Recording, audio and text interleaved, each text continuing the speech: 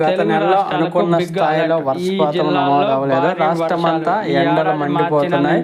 ఇటువంటి తరుణంలో వాతావరణ శాఖ ఆంధ్రప్రదేశ్కు చల్లటి శుభవార్త అయితే వినిపించింది. ఈ నెల బంగాళాఖాతంలో వరుసగా 3 అల్పపీడనాలు ఏర్పడుతున్నాయని తెలిపింది. దీనివల్ల రాష్ట్రంలో విస్తారంగా వర్షాలు కురిసే అవకాశం ఉందని, జూలై నెల ప్రతి చోటు జూన్ నెల కంటే అధిక వర్షపాతం నమోదు అవుతుందని అధికారులు అయితే అంచనా వేస్తున్నారు. ఈ వర్షాలకు అన్నదాతలకు కలిసి వస్తాయని భావిస్తున్నారు. 5వ తారీఖు ఏర్పడిన అల్పపీడనం తూర్పు మధ్య బంగాళాఖాతం ఈ నెల 5వ తారీఖు ఏర్పడడం.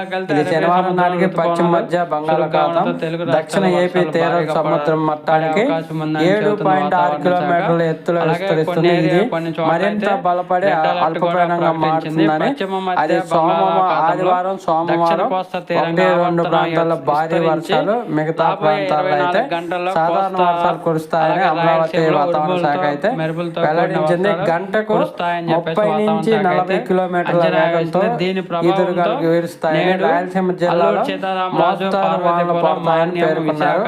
ఈ నెలలోనే మరో 2 అల్పపీడనాలు అయితే ఏర్పడే అవకాశం ఉంది. ఈ నెలకు తోడు 15వ తేదీ బంగాళాఖాతంలో మరో అల్పపీడనం ఏర్పడి రాష్ట్రం వైపు వచ్చే అవకాశం ఉందని అధికారులు అయితే అంచనా వేస్తున్నారు. దీంతో 23వ తేదీ కూడా మరో అల్పపీడనం ఏర్పడి వాయుగుండంగా మారుతుందని, అది కూడా ఏపీ వైపే వస్తుందని భావిస్తున్నారు.